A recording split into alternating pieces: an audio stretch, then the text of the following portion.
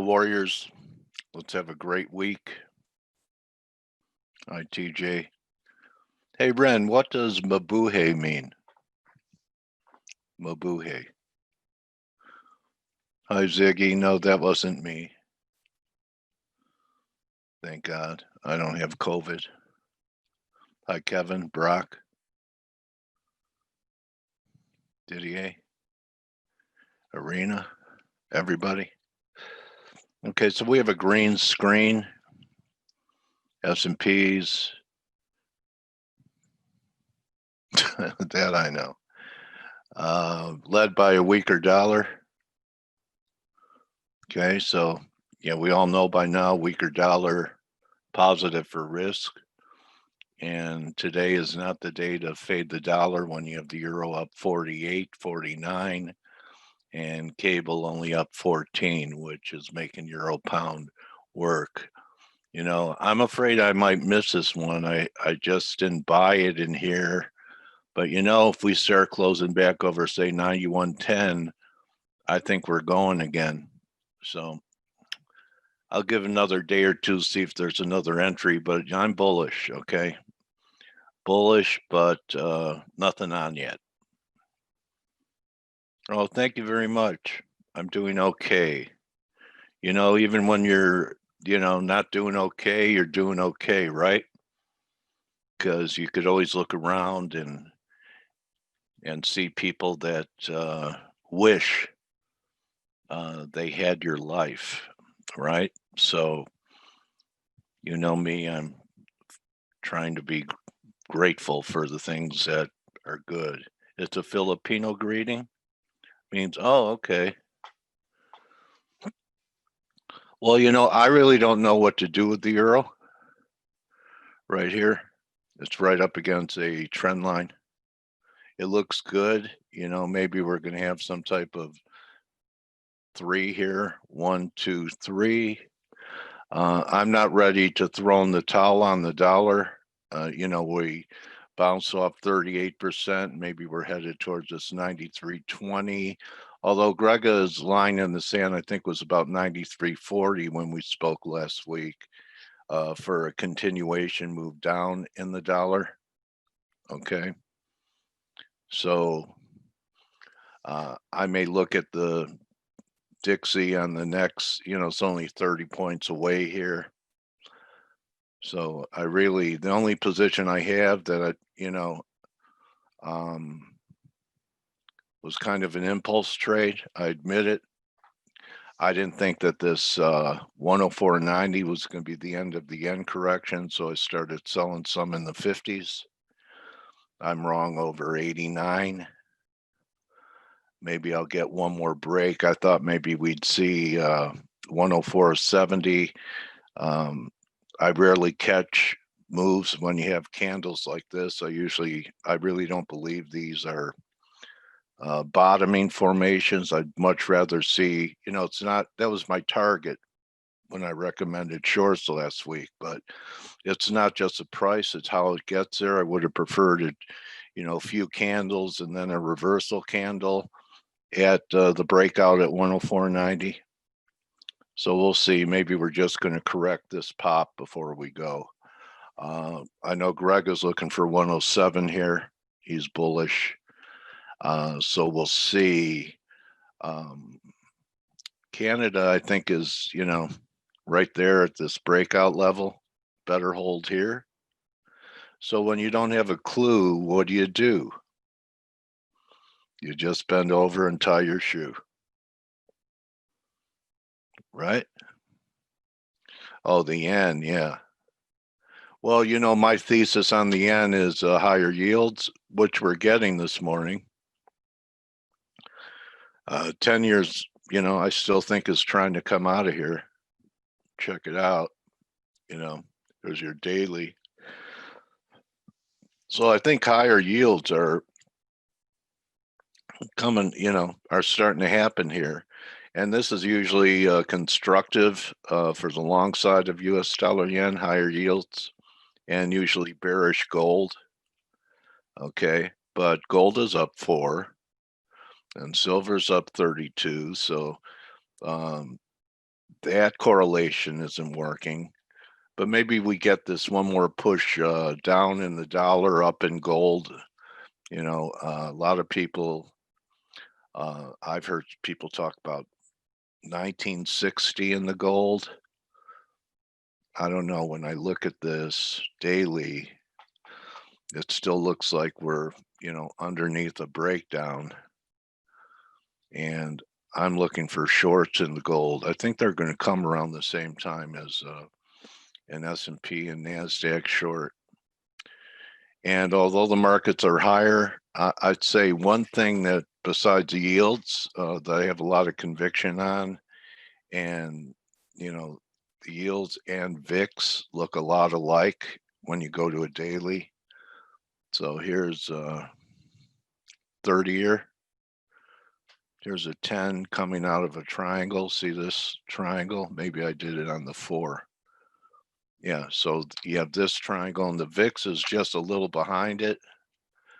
3440, yeah, I'd like to see that, but you see how the VIX looks very similar to yields. Okay, so I have conviction about yields, not as much about what to do with the currencies right here. So let's see what else. Was there anything? Canada, like I said, Canada's got a hold. The only other thing I want to talk about besides EG, which I think, you know, you have to find, I want to find a spot to be long. I think you also want to be long Aussie Kiwi, maybe not here, maybe on one more break, but it's starting to look like, well, here was the falling wedge that I talked about last week. And now it looks like it's developing into some type of head and shoulders formation. So I'd be looking to buy one more break for the right shoulder. And then you have measured move up near 110, which is the recent high for the move, confirmed high. So I like this Aussie Kiwi too. I'm going to let the rest of the team talk about the yen crosses. Okay.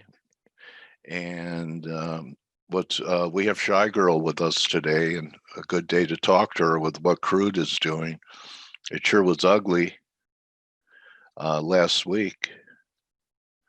And there was some news, I guess OPEC news, and we're up $1.60 today. So, you know, Stacy has turned bullish on Crude, and we'll have a chance to talk to her about levels that she's looking to accumulate. So that should be a good interview. She could update us from what she had to say at the summit. And I'm going to just toss it over to Blake and see what he's thinking with a pretty strong euro here. I still think there's one more short left in euro. I know a lot of people think 116 may have been it, but you know, we still could have one more push down before we go to new highs, down to around 115 or so. So I'm not done with the dollar on the upside yet. The moving average is coming in. Where is it? 93.26, which is okay. So you have a daily moving average and a 50% retracement coming in around the 93.20 level. Write that down. And I'd say the one thing that really dollar's dead meat. Okay. One thing that really stands out to me from last Friday, after the announcement of our president having COVID, is the formation in Microsoft, which, you know, should be higher today. But this was Friday's action. Sure looking like a right shoulder developing in Microsoft here. And Amazon. And some of the measured moves, if we get a breakdown, are about 2,300. So I looked at the weekly on Amazon, and here it is, 2,400, 2,300. That's a big move in Amazon. So Most of the high growth MAGA FANG stocks look like that. Even Facebook kind of looks like a little head and shoulders here too, doesn't it? Weak rebound. So that got my attention Friday. I mean, the market fought its way back. The S&P's, the Dow, but NASDAQ was down 2.5%, 2.75% Friday. So on rallies, S&P, I'll be interested, Jess, to see where the NASDAQ 100 is. Should the S&Ps get to your target of 3450? And I think what Jess is looking for is a stop hunt above these levels. And Jess is a good trader. I've watched him trade for many years, going all the way back to FX Street. So he's thinking that what we have to do first is take out these highs and clean out the bears here. And that could happen. 1, 2, get a 3 up here. 3450 to 520. Okay, 507 is 78.6 back. Thank you, DJ. Yeah, head and shoulders, Amira. How are you today, Blake? God, it was hot here in San Marcos. Yesterday didn't even cool off at night. I thought I was in Arizona. Good morning. Really? Can you hear me How are you, bud? Huh? Yeah, you sound good. Okay, yeah. Yeah, it was a hot weekend, but actually things are cooling off. I'm looking forward to this next week. We're finally getting into some decent weather. Mid 90s. Yeah, For a high. Mid to low 90s actually. Oh, Nirvana. Yeah, so we have a little, we have the euro popping. Euro's coming right into resistance, which we'll talk about here in a second. Okay. Obviously there's a lot happening at the moment with there's a lot of things. We have an election coming up in a few weeks. It looks like, based on the tweet activity from Trump, he's probably going to be released today, I'm assuming. And that's what it seems like. And like I said last week and over the weekend, I believe he's going to be fine. He's got the best medical attention that anybody's going to get. So and I think I always thought he was going to be fine. So it looks like he's going to, like I said, based on the tweets that we're seeing, it looks like he's going to be released today. That could be one of the reasons for the optimism in the market. Also, I'm reading that other traders are citing that the election polls still remain pretty wide. So that's, the lack of risk of a contested result is keeping stocks relatively bid too. The stock market just doesn't want any turmoil. When I say turmoil, I mean election turmoil, like President Trump contesting the election results, that type of thing. So, overall, stocks look pretty good. We're a little higher. We're still right up against resistance though, Dale. I don't know, I think we still have to see the stimulus deal get pushed through in order for us to really break higher. Yeah. You know what I'm saying? Yeah, I do. And I don't know if that's going to happen. I keep trying to think about it from, each party's point of view. Like, if you're the Republicans, you're trying to push something through because you want to try to save the presidency. B, you've got a lot of Senate races that are so close. You want to get something done for the people and be able to say, here we are as Republicans, we worked across the aisle to do it, right? To get it done. Yep.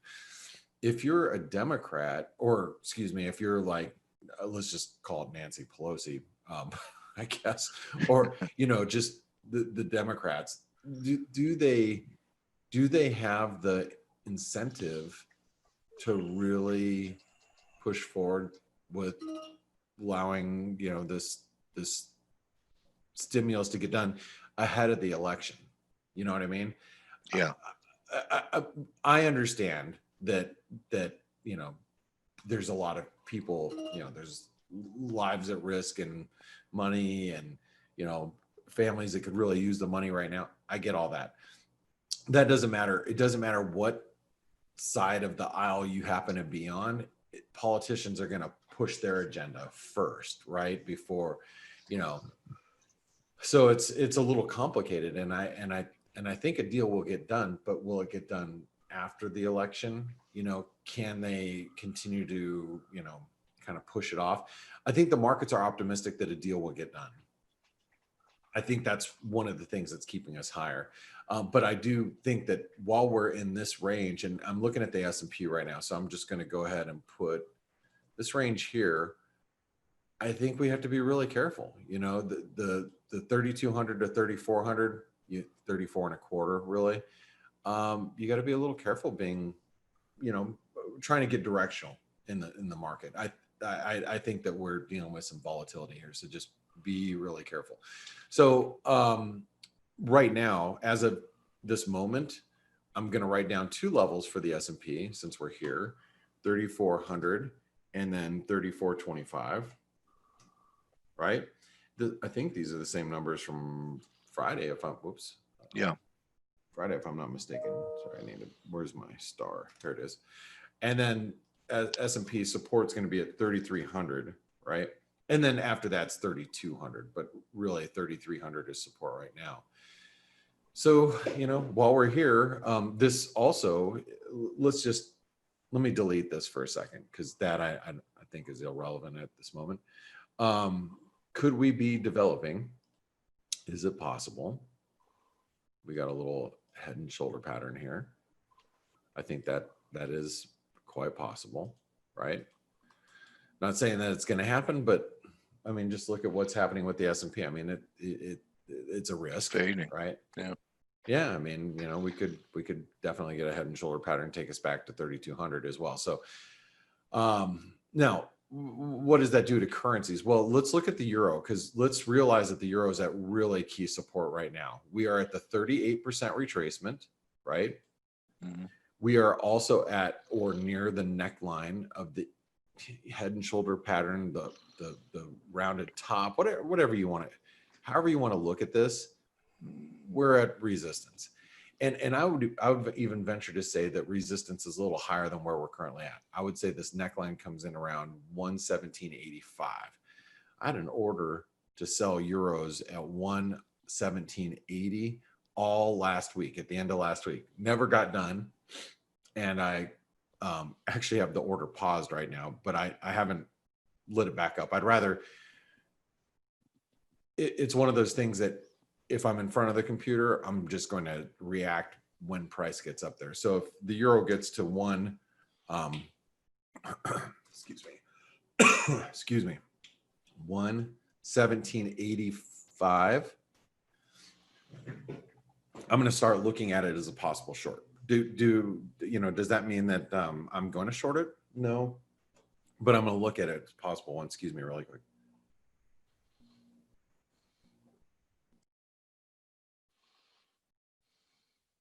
Okay, sorry about that. Okay, so I still think we're bearish, guys. We're holding the 38% retracement right now. I still think we're bearish while we're below this red line. Period, end of story. Sorry. Support for today, 117, obviously. And actually, we could go even further than that. We could say it's 116.80, 116.80.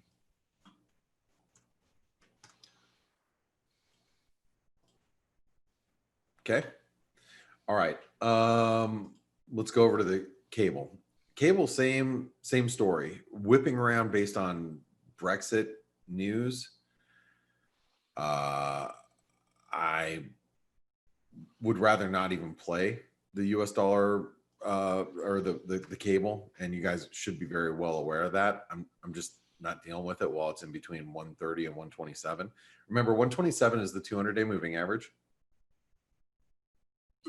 130 is previous support, current resistance. And this pair is whipping around on all sorts of, headlines. So, by the way, stocks are coming down a little bit. Let me figure out.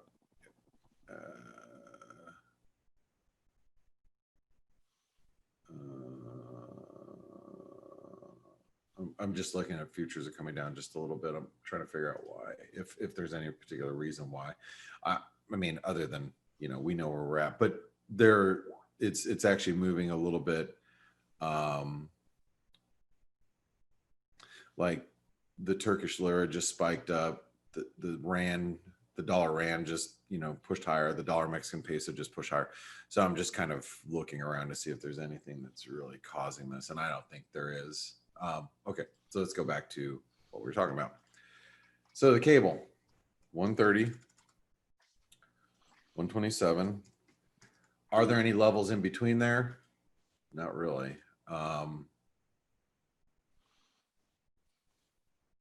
mean, right now, I guess support would be 128 for today. If we got down there, I just, you know, I don't know if we're going to get down there, but.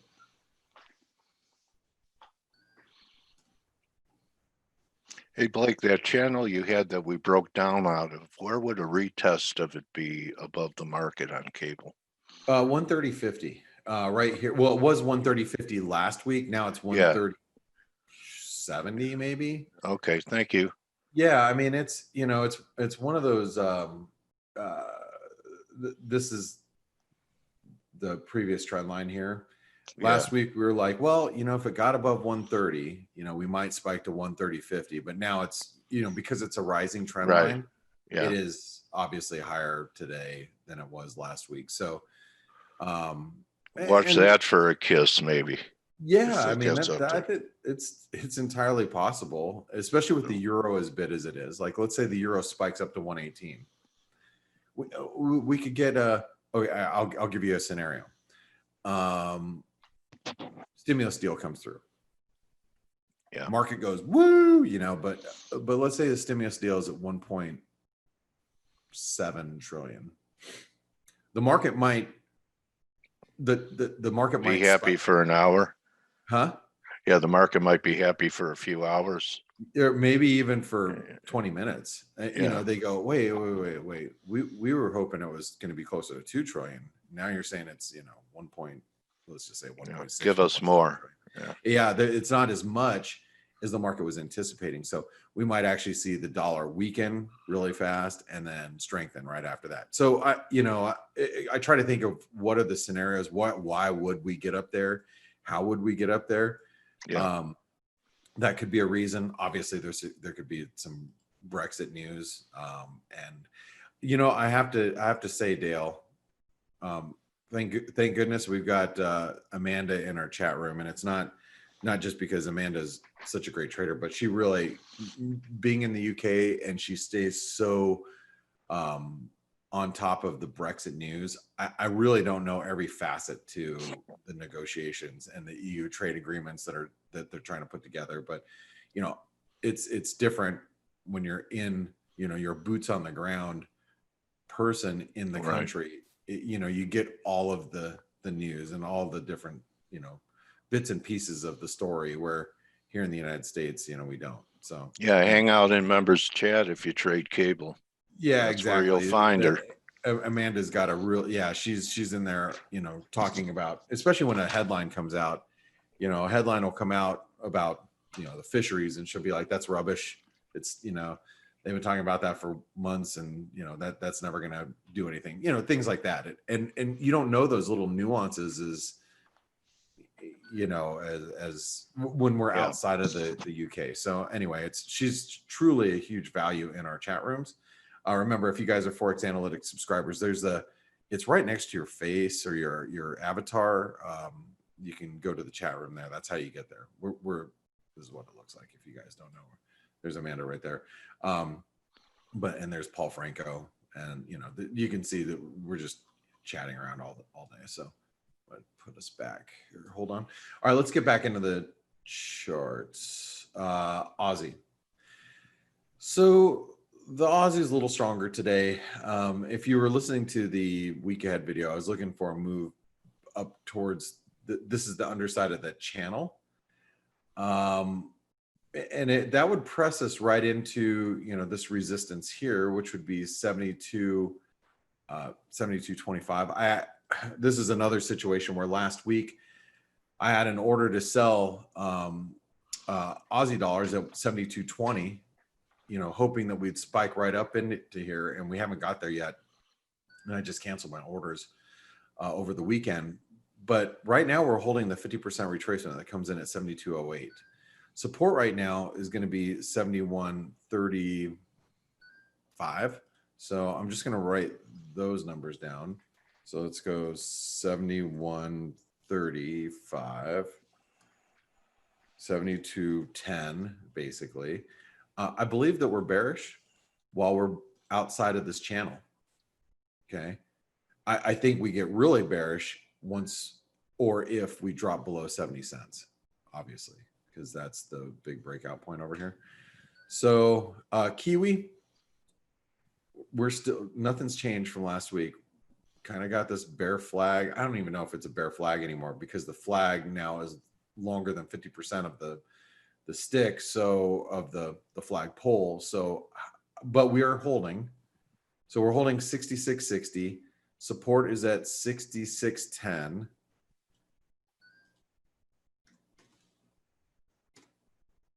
We still have that big double top too. I'm still bearish, while we're here. Still big double top up here, but see how we're back in the channel? That I don't really like so much, but I think we have to still approach it with a bearish slide.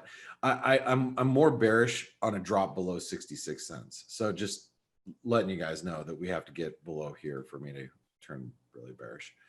Okay, still going. Dollar Canadian, yeah, big support. This is the neckline. As long as we are above, well, let me get rid of this. 132, see that low over here is 30. 132.30, you can't be bearish. And speaking of Amanda, she put it up, she said it pretty well today.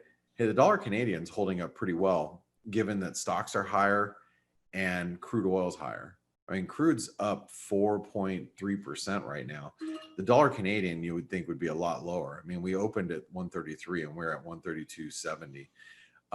We're down 30 pips. So what? I mean, it's holding up pretty well. That's because we've got this inverted head and shoulder pattern, right? Resistance today is at 133.25.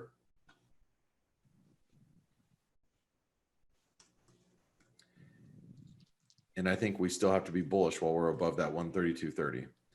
Dollar Swiss, haven't even looked at it today, frankly.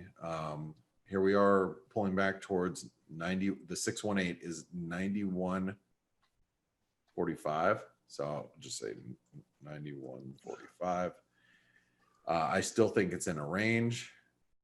Resistance today is at 92.20 and then 92.50, but we'll write down 92.20 for now. Dollar yen. Oh, dollar yen. So check out the dollar yen, guys. We are at the downtrend line. The major downtrend line comes in. I say major. It's important. But what's really major is going to be the 618 that comes in at 105.80.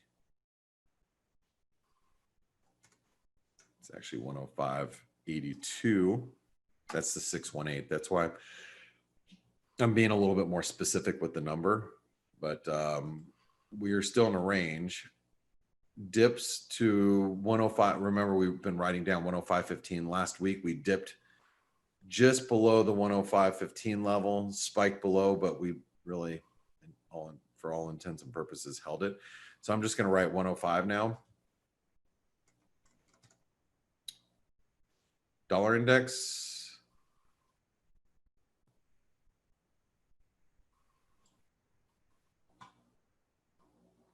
$618 retracement.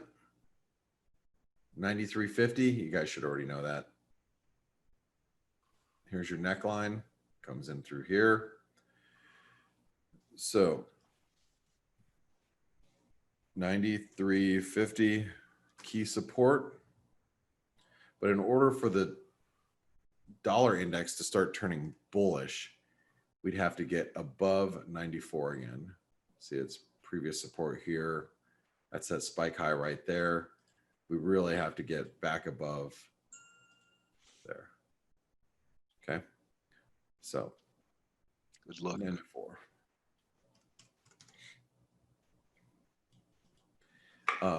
It's bullish, but you know, just because we're above the neckline, but it really doesn't turn bullish like, you know, like, oh crap, I'm short, I need to start, I'm gonna get squeezed out. You know, we have to get back above 94.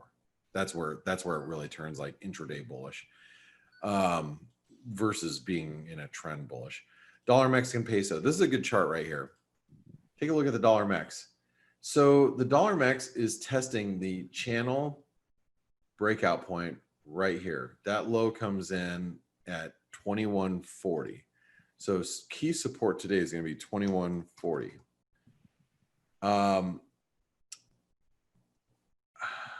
don't think this is good resistance, actually.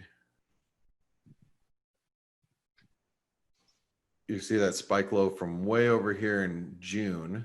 That's basically where we're at right now. Resistance is going to be all the way back up here, which comes in at 2180. So it's pretty far away, just in case we get a bounce. Okay.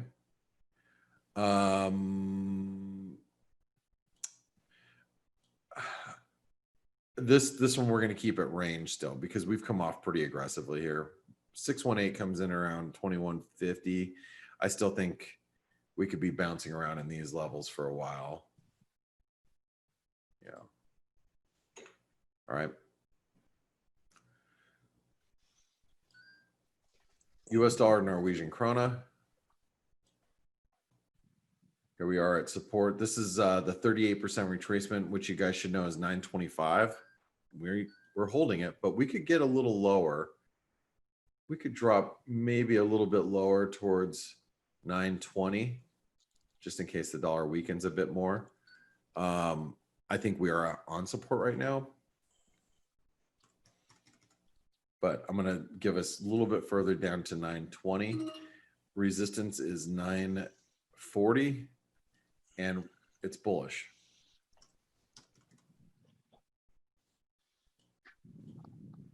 Okay, let's take a look at gold. Gold's spiking this morning. Gold is keeping the pressure on the dollar. Okay, gold's, okay, this is that 1905. What's I think really important right now is this downtrend line here. We came pretty close to it on, I think it was Friday. That resistance is going to be at 1920.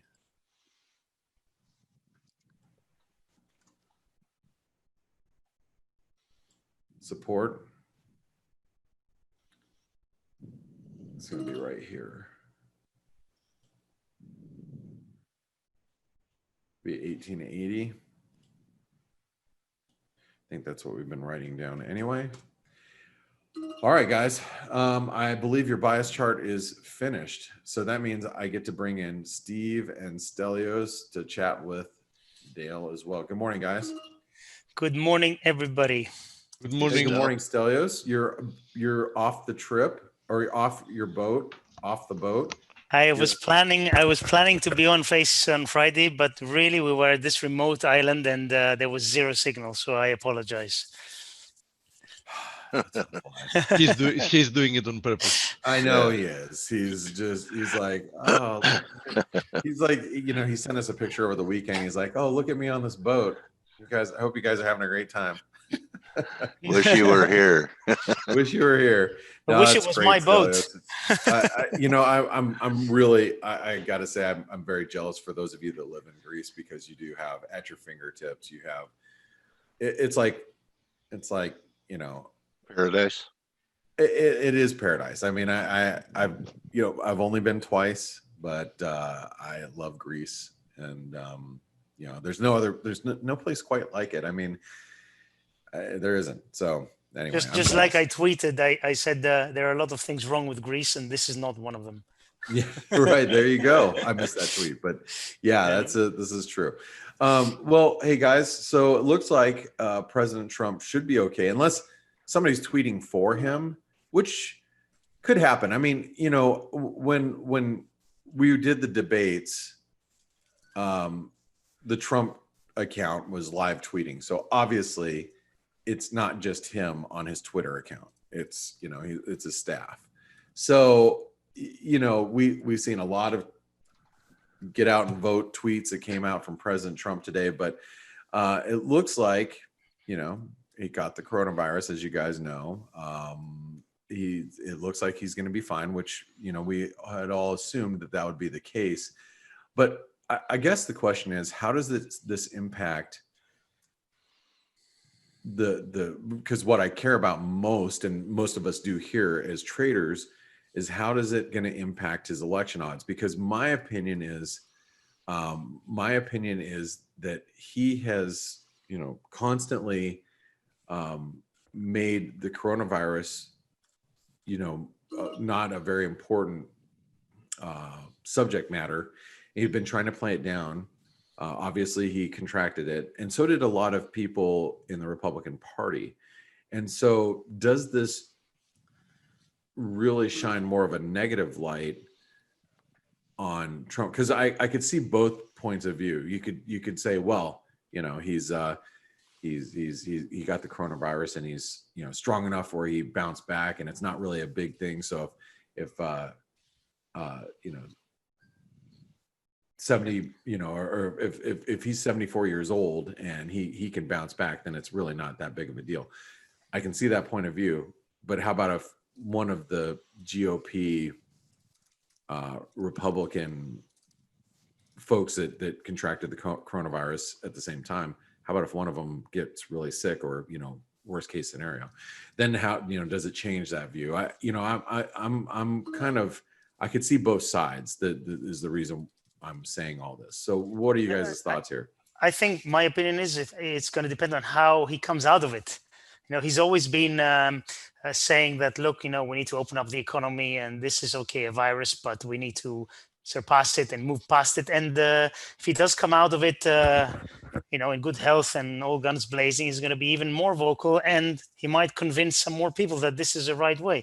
And interestingly enough, the first reaction we saw when Trump was he said that he has the virus, was that Pelosi suddenly became a lot more how should I say it, soft, right? And she said, yes, things have changed, we need to find a solution and this and that. Yeah. So theoretically, or in practice actually, the immediate reaction was positive for him, for the deal, so for him as well. So I think he's going to find a way to spin it. If he does come out of it in relatively good health, he's going to find a way to spin it that it's a positive thing. I don't know what you think. That's the point, is I think that you can spin it in either direction right now, you know. I do. So Steve, what are your thoughts there?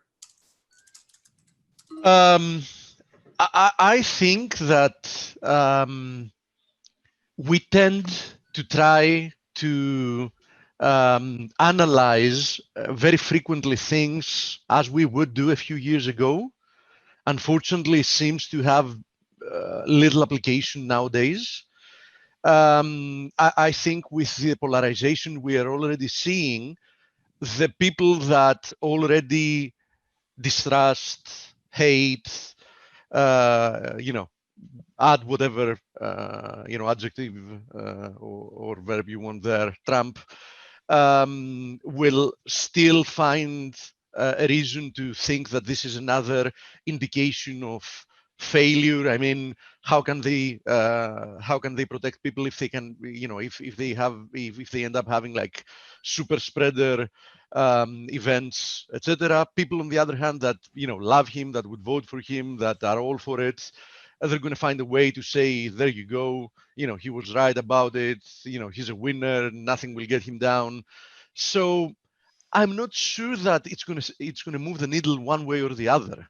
I think we're still going to have an election that's going to be more Trump versus anti-Trump, and that as a third outsider, I think is also in a big part due to Biden as the selection from the Democratic Party. Because, I mean, in all honesty, I don't know how many people are really eager to vote for Biden. I mean, I think a lot of Democrats would rather vote for, other choices.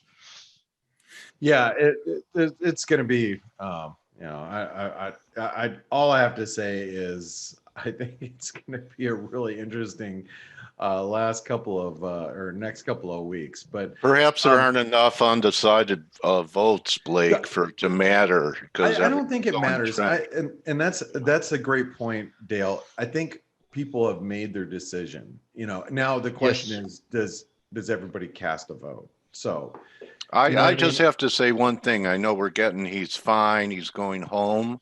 Yeah. But they hit him with everything, that experimental cocktail. And then they also hit him with steroids that I read were really only given to people who were in trouble with oxygen and on ventilators. So he's gotten some treatments that are mainly reserved for people that are deteriorating. Well, let's expected. Let's acknowledge the fact that he is the president of the United Yes, States. And exactly. Yeah, so they're going to hit him with the bazooka. He's going to get the whatever he needs Yeah. As quickly as he needs it. That's why he was at Walter Reed. Like people were, oh my God, he's going to Walter Reed. And I'm like, well, why wouldn't he? I mean, dude, you got to be within a second away from needing help if you need it. I mean, so yeah, I mean, of course he had to go to Walter Reed. That makes complete sense. But so when people were freaking out about that, I'm like, yes, Kettle, settle down. He's got to be there for the precautionary reasons. Why wouldn't he? But anyway, he's on steroids. He ought to do a little bench pressing today. Yeah, there you go. I'm gonna let you guys take over. Stelios laughed because he lived. I think the tweet storm today proves that he's still on steroids for sure. Yeah. Well, again, I don't even know if it's him, but you guys, hey, happy Monday. There's your bias chart. I'm gonna let you guys take over. I'll see you guys. Right. For those of, wait. I guess we should say this. Steve, I noticed, and Steve's development team is the reason why I'm because he manages them. I noticed on our site, we still have our seasonal offer. When's that coming down? It was supposed to come down today. Tomorrow European hours early. So it's the last day they have, less than 20 hours left. Okay, all right. So I thought, as I said on the week ahead video, this was supposed to be gone this morning. So it's going tomorrow morning. All right, that means that you guys have less than 24 hours to retweet this. Here, I'm going to go ahead and put it in the chat box. Retweet this. You guys are going to have to, I'll do it here. Oh, there it is. Retweet this to enter the giveaway. So retweet that and reply to it. Yeah. And reply to it. Yeah. You got to reply to it. You say, hey, I want to be part of the giveaway. And then we're going to, at the end of the week, this week, we'll Steve does a randomizer thing that we'll get 3 lucky winners. All right. All right, guys. I'm gonna good luck today, Blake. Thanks, guys. Good luck to you. Bye, Blake. Bye. So Donald Trump is on a cocktail of drugs. I was on a few cocktails myself. Yeah, we saw the pictures. Yeah. Anyway, I hope he pulls through okay. I mean, we don't wish anybody to be harmed by this virus. And see what happens. But Blake is so right. We're going to get so much, such interesting last 4 weeks to the elections. And I'm sure a lot of spin is going to be put onto how things evolve with him. Yeah, besides the obvious fact that wishing somebody ill is obviously a sign that something is wrong with people, no matter how much you disagree with somebody. Yeah. My personal viewpoint would be that it would not be a good development even for the people that want things to normalize. So I think that for people that hate Trump, that we just want him to get out of there, the best way to do it is via an election process. Of course. Anyway, so that's definitely hotting up on that side. And it's so surreal when you don't think things could get any crazier, and then they keep on getting crazier. 2020, man, it's weird. Wow. 2020 Yeah, there's no such a thing like things can't get any crazier. They can. Exactly. Well, they used to say that in a bull market, anything that could go wrong doesn't. And in a bear market, anything that can go wrong does. So if we're still in a bull market, Dale, you haven't been learning the lesson. Now we have to change that because the dynamics have completely oh changed. God, I have to Now throw out all my old experience. you have a to whole throw. lifetime Yes, of you have to. accumulating knowledge that's worthless Yes, now. you have to throw Oh out the my God. manual. Now bull markets are as follows. In a bull market, everything What a can go waste. wrong, and as long as there is enough stimulus to paper over it, it's absolutely fine. Yeah. All right. Anyway, Okay. I know nothing. Go ahead. So the other area where we have developments almost on a daily basis now is Brexit and the UK and the EU. There's going to be more meetings and yet more meetings because really by the end of this month they have to do something in order for them to have time to ratify it, etc. So it's all heating up, and we have, interestingly, we have a few friends here who are writing, commenting about Brexit, and I agree. The general. My general idea is that both sides would like to get a deal done. No doubt about it. And we have the coronavirus outbreaks, maybe a second wave now starting, actually not starting, it's already started. You can't, theoretically, you can't add more fuel to the fire by saying, right, this is going to be a no deal agreement. We just clean break and see what happens. So in the end, there's a lot of factors that I think are going to play on the positive side, and our friend Sansi is asking that the French will need some kind of agreement. There's a big trade between UK and France and Europe in general. So I think that's been my thesis for a while now. I think there will be some kind of an agreement which will resolve a lot of the uncertainty, and really this is what you want. So if you're bullish the pound, obviously. So I think I would love to get another drive up towards 92, 93 in euro pound. Dale, you were talking about that. I think it might happen as we go into the end of the month, and especially if there's no progress made, then markets are going to get jittery. They always do. So if we get another squeeze towards there, I would be looking. Looks very likely, Stelio. Just look at this move lower. Yeah, it's corrective, right? Yeah. Yeah, in the comparison to the previous explosion higher, this looks very orderly to me. So yes, I would guess from a technical perspective that another leg higher from here is very likely. And I'm guessing AB equals CD, 94 or something like that, close to the old yeah, the previous highs. It depends on how low we go, but 94 looks like a very likely scenario. Yeah. Well, I'll be looking at that depending on the force of how quickly it goes up. I'm gonna probably slowly ease into shorts. Otherwise, we had some data today. PMIs, everything is nice and green, all better than expected apart from Spain. So we continue with this theme where we had the big crash in March and April, and then slowly we're getting back to some kind of normality. But like we've said before, autumn is here, winter is coming. Hey, winter is coming. And this is not going to bode well for the virus unless obviously there's a vaccine or something or some kind of progress. So Still, I was reading yesterday an assessment like from the German side, and in essence they were explaining that even if there is a vaccine like imminently, they were explaining that in order to roll out vaccine and vaccinate enough of the population under ideal circumstances, so we can start retracting measures against the coronavirus, which are the same course that hinder economic growth, would take 6 months, and that was like a best case scenario type of assessment. So people need to take that into account. Yeah, I agree. I think this winter, no matter what happens, we're going to be exposed to the virus, and see, the question is damage control now. So I think hoping that we're going to have a normal summer next year is an ideal scenario at the moment. Yes, it's not like a mid-range scenario, it's an ideal scenario. Yeah. Otherwise, not much else happening data-wise.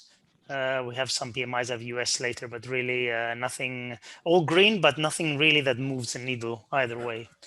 Metals again going higher in line with risk. I still think we're going to see, obviously gold, the big level is what is it, 1920, the previous all-time highs? I think as long as 1900 to 1920, let me pull it up. we're below there, I think the risk is we go lower. But if we break, that's going to be tricky afterwards.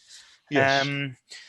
Silver outperforming as it is gold on steroids. I still think we're going lower on both. Obviously, if we break out from 1920, then I might change my mind, but I'm still waiting for a pullback to get long. Silver more or less looks the same, with the exception that the leg lower was a lot sharper in the case of silver. But other than that, the formation looks more or less similar. Yeah. Okay. Quite a nice recovery today in crude, by the way, Stelio. I don't know if you know this. Yeah, I missed it. Was it some kind of, I was away a lot of the morning. Was it some kind of headline or something, or just regular?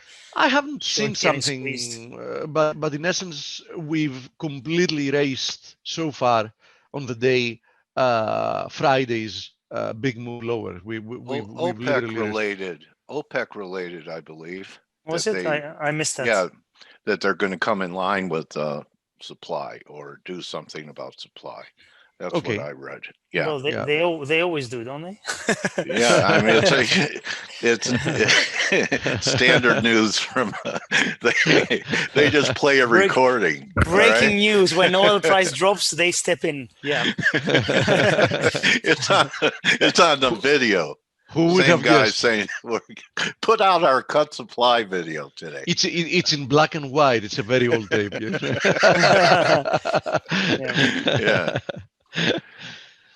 Okay. Okay. Natural gas, by the way, somebody asked about natural gas. Natural gas has also had a rebound today. Seems to have spiked lower on Friday to tag the 50% fib of this insane 2.5-day move higher. Would really be surprised if natural gas finds a low somewhere here. I mean, I was in the lookout for some type of a low. I was hoping for a move towards $2.2. I would be very, very interested in starting to scale in there. Let's see how we close today, and we can reassess. Somebody else commented about the USD CNH, if you remember, having to do with Chinese yuan. We talked about it, I think it was late last week. I said that, listen, I was looking at this 685 as a pivot area, and guess what? It rejected price action. So you need to keep respecting the potential for more downside, simply because, we've been in this move lower since the end of May. So it's already like 7 months that we've been depreciating within this channel. And we're now once again approaching an interesting support area, actually a confluence of supports just above like 670. So I don't think it's such a smart idea trying to push your luck to the short side from here. Having said that, we haven't even seen an attempt of a reversal high, right? And even if we do, my focus is going to be once again in this channel trendline resistance. So, undeniably, we're seeing a sustained, rather orderly, but definitely sustained downtrend. 670 is support, and I guess that by the time we find like some type of a support, if we do, and rebound, 680 is going to be resistance. So, in between, personally, I wouldn't be doing much. But if you want, what you can do is, if you want to take the other side, the closer we go to 670, you can like attempt being long. From a risk reward perspective, it looks decent. But in all honesty, as I said, I wouldn't be doing it. Just giving my thoughts here. I like that. By the way, I have to run, and I want to say hi to Tracy, who's coming up in a few minutes, and I'm going to watch the recording later. Yeah, it's going to be nice having Tracy with us, and she's definitely going to give us a good idea of what's happening here with crude. So I'm not going to be really covering that today. I know that Tracy can do that better than almost anybody globally. So why do it myself? So having to do with FX, Blake has always covered things here. Just a reminder, the DXY seems to be breaking back within this rectangle. I had indicated multiple times that this 94.75 area was a beautiful area of resistance and it worked. So far, it has worked very nicely. So I really don't see a very big argument for somebody being long dollar. I'm not saying that we can't see this rebound, you know, being sustained for more days or even weeks, but any way you slice it, I mean, we found a high in March and we've been in a downtrend since. This rebound so far has been in 3 legs, right? 2 legs higher and one intermediate corrective one, with equality target acting perfectly as resistance. We've remained below this broken trend line resistance you see here in purple. So in all actuality, there is no real technical argument for somebody to want to be long here. And if you want me to add something in the mix, I'll tell you that if we draw this trend line here, right, we're getting very, very close to it. And I think that if we bridge through it, the bullish arguments are going to start getting weaker and weaker. And guess what?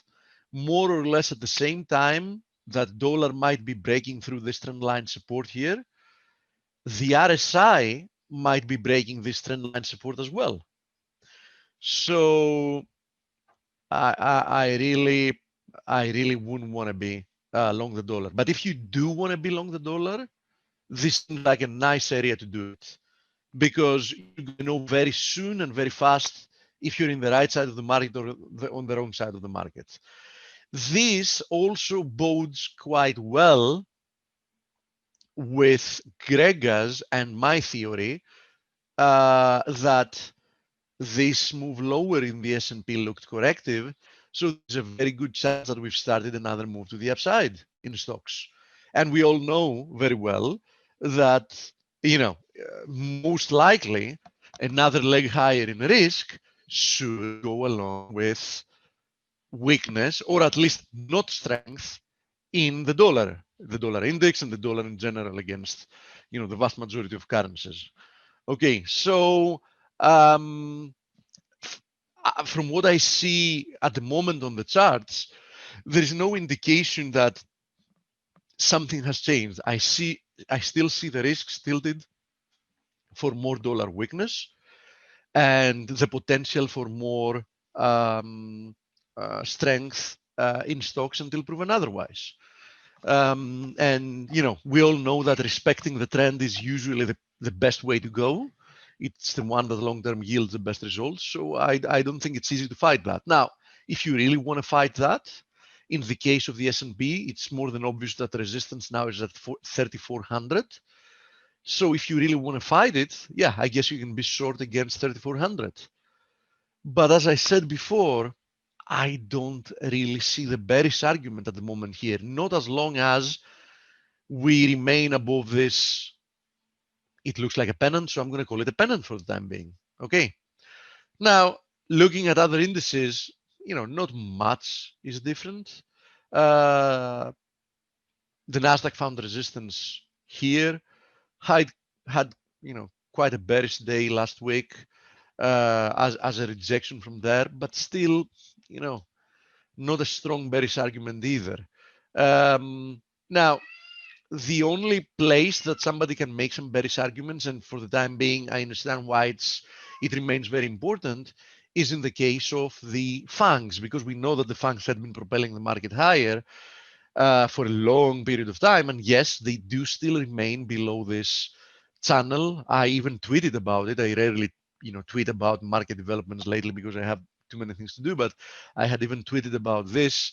And somebody can easily say here that, listen, the rebound so far, can easily be corrective. So yeah, I do see this, and I do see the potential of something like this. But I would want to wait a little bit more. I don't want to take the other side of the market, especially ahead of the elections.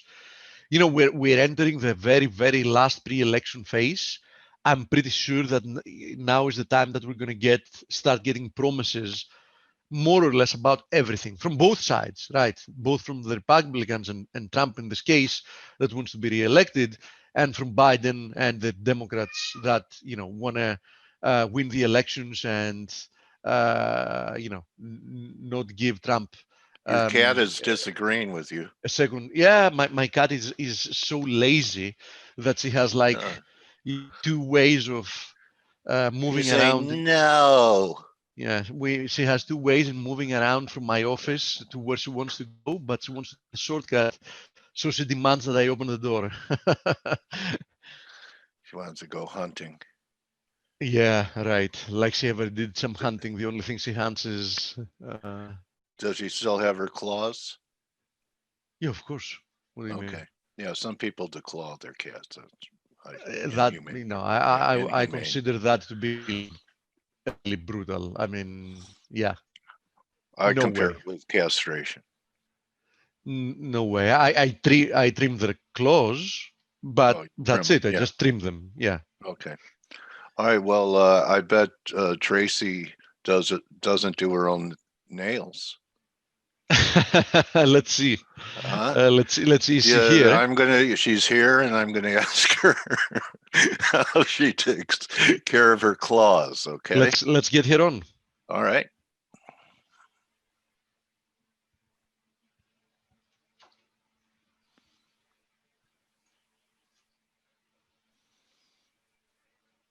You have become a regular. How are you today, Tracy? Hey, good. Can you hear me okay? Yeah. Hey, Tracy.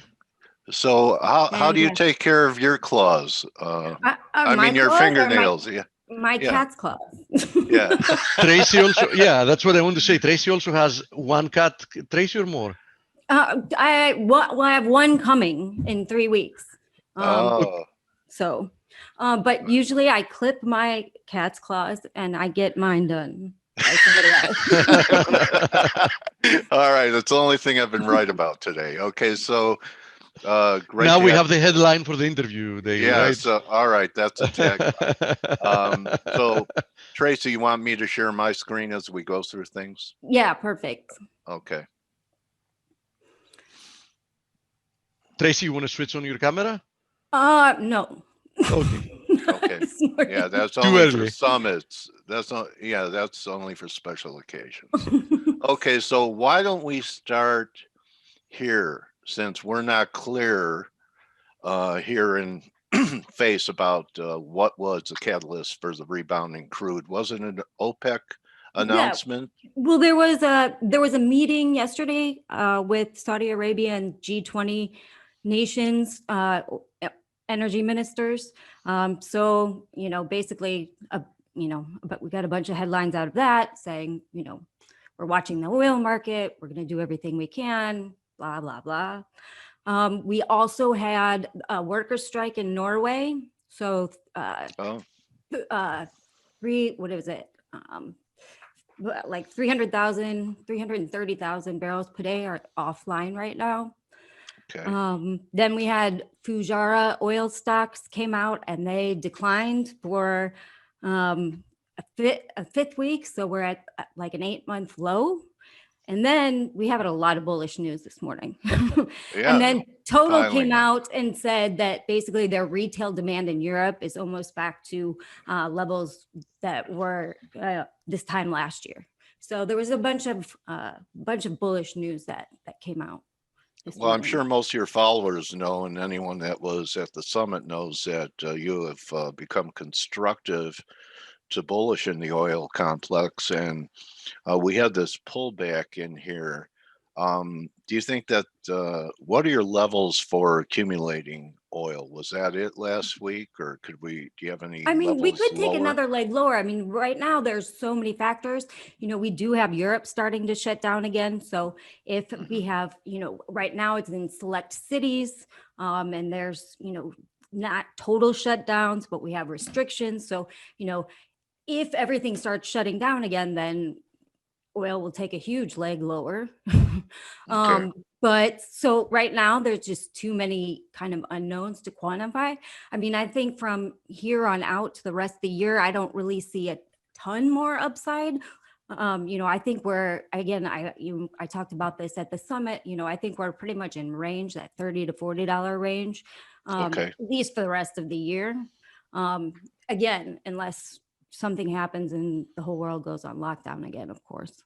Okay, so really the only negative you see out there is the unpredictability of like a second wave Yeah, I in mean, Europe. right now things seem to be improving. Yeah. We'll have to see, it's kind of, take it month by month right now. Okay. And the same with any kind of macro data right now coming out of everywhere. Yeah, especially once we get into, well, maybe not this November with what's going on, politically here in the U.S. But sometimes November to December is kind of a quiet, calm period Yeah, in the market. and it's definitely it's a seasonal soft period for oil as well, right? Okay. Demand All is right. down during the winter generally anyway. So Okay. that's And why I don't really see a ton of upside right now. And I noticed, with some money coming out of the high growth stocks like Amazon and Microsoft, Yeah. their bounces were marginal, and that people actually came in and there was a little interest and a little strength in oil shares last week. Yep. Yes, there was. So Even when crude was down. even when people crude was down, and Is it just rotation, or are these longer term players I mean, that see value? that's definitely something that I'm watching because, what you want to watch is like financials, any of the value stocks. If we start seeing that, like Boeing had a great week last week, right? Yeah. So it looks like there might be a bit of rotation here. So, which would be obviously positive for oil equities, which have just taken a beating all year. Okay, one of our attendees, and Great Britain used to be a big play with North Sea oil. Would a Brexit deal or no deal have impact on crude? I don't think it will affect that much at all. I mean, oil flows are oil flows. It's not, that won't change any of the oil flows. Okay, and let me ask you where you're at with the dollar. I know your preferred short in the dollar is euro. We pulled back from the 120 level pretty good, and yeah, that was a nice trade. I mean, I'm still bullish the dollar. We had a nice bounce. Right now we're kind of at a make or break period. Like, it's where do you either see it? 93-ish or what for make or break in Dixie? So yeah, like 93, like 93-ish, if it's kind of breaks there, if you can kind of see that consolidation if you look left, right?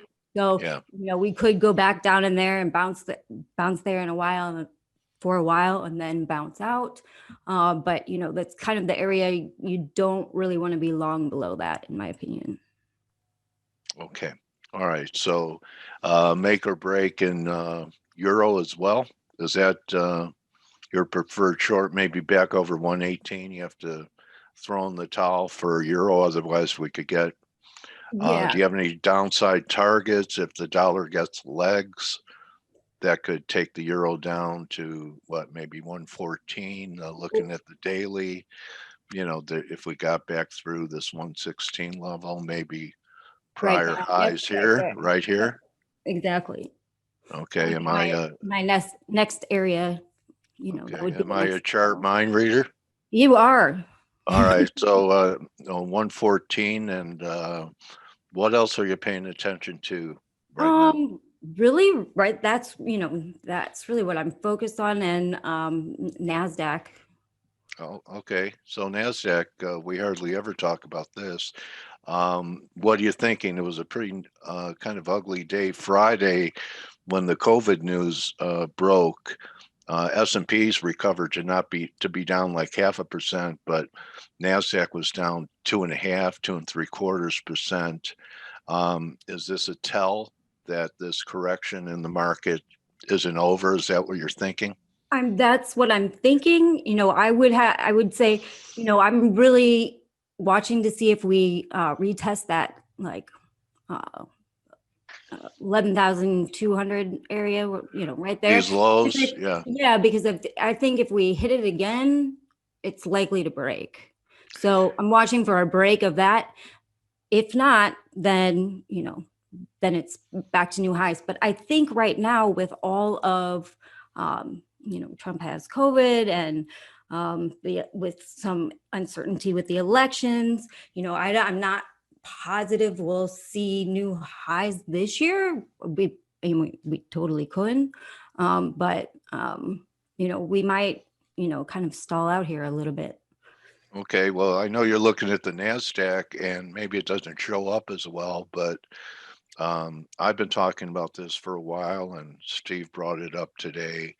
What do you think of this formation right here in Amazon?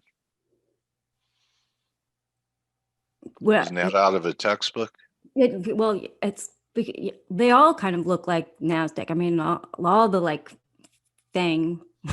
Yeah, I can't see a head and shoulders in the NASDAQ, but on some of the components, Yeah, like this right. and like Microsoft, they you have a straight neckline across both of them, and we could extend the right shoulder a bit, but I think Friday was a tell, and maybe even copper was a tell. You following the action in copper for? Oh yeah, absolutely. I think I wrote about it last week, actually. What are your writings saying, So Trace?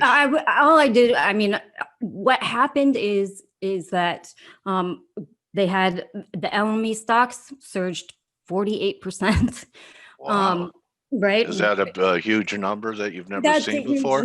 That's a huge to surge, Yeah. that's a lot. And then Shanghai, It's a lot of pennies. right. And then Yeah. the Shanghai market had its 9th consecutive week of build. So really, my theory is this kind of false recovery in China, right? Because it's all just stimulus, right? They're just building everything and they're ordering everything. But, I kind of think that may be showing signs of, weakness in their recovery. So it's not quite as V-shaped as they say.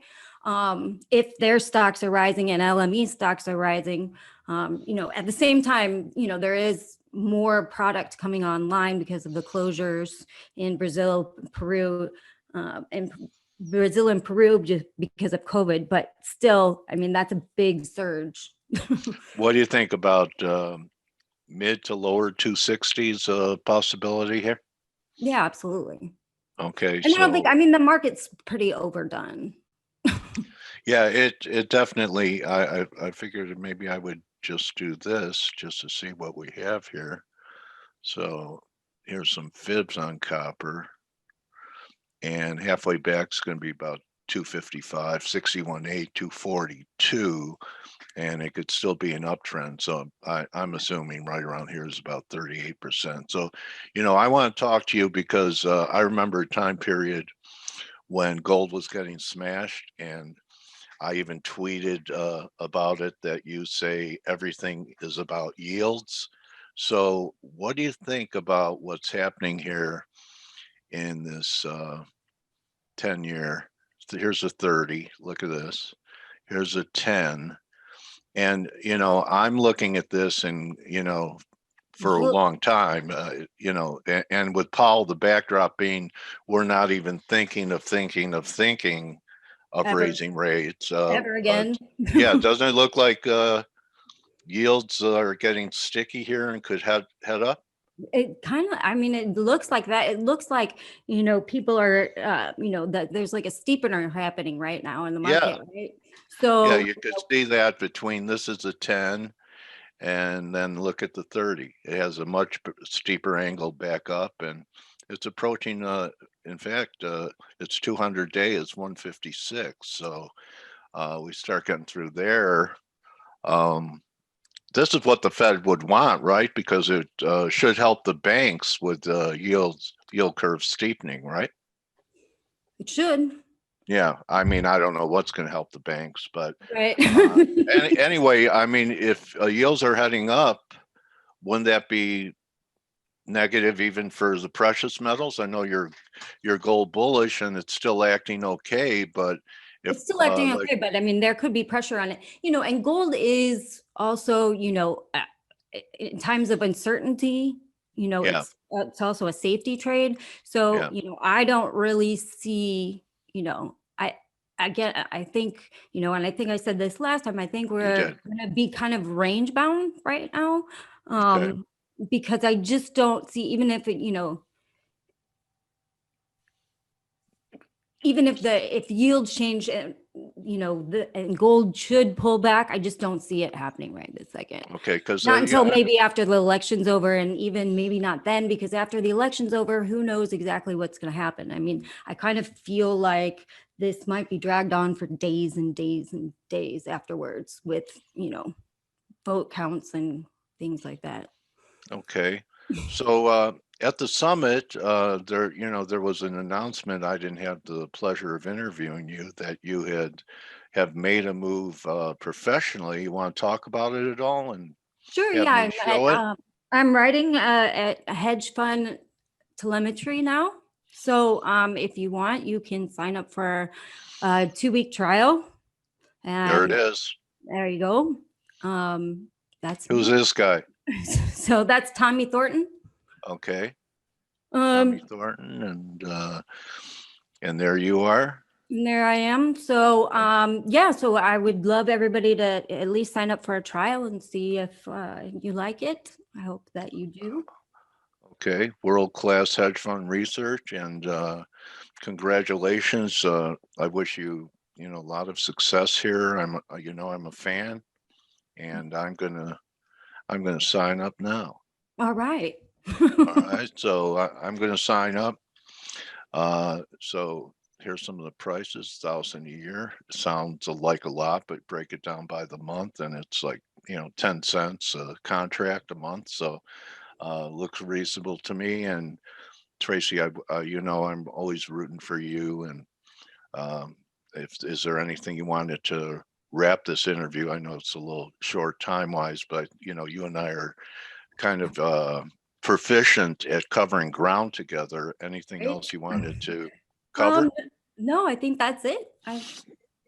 Anything else you're trading that you want to mention? Not really. I have, I have trade recs on my research. So, if you sign up, you'll get my trade recs and be able to track those.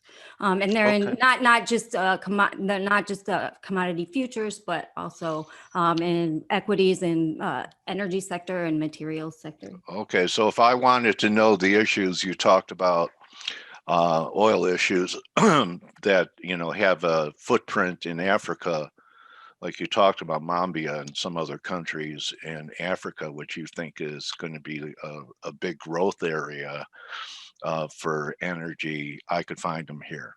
So yes. Okay, and are you still a USC fan? Am I still a USC fan? I have to be. Okay. Well, are you glad that we're going to be able to see a couple of Pac-12 games? Yeah, that'll be Uh, nice. All right. All right. All right. Well, thank you so much, Tracy, for being here today and giving us clean, concise opinions, and the best of luck on your new venture. I hope that your subscriptions mushroom All with you right, being thank on you. board. Okay. All right, thanks. Thanks. So everyone, yeah, and you could follow Tracy still on Twitter at Shy Girl, not GIRL, GRL, CHIGRL for Tracy Schuchart. And Yes. thanks again, Tracy, for being with us, and good hunting this week. Thank you, and thank you guys as always. It's always a pleasure. You're a regular now. My All trading right. warrior sister. All right. So that's a wrap, everyone.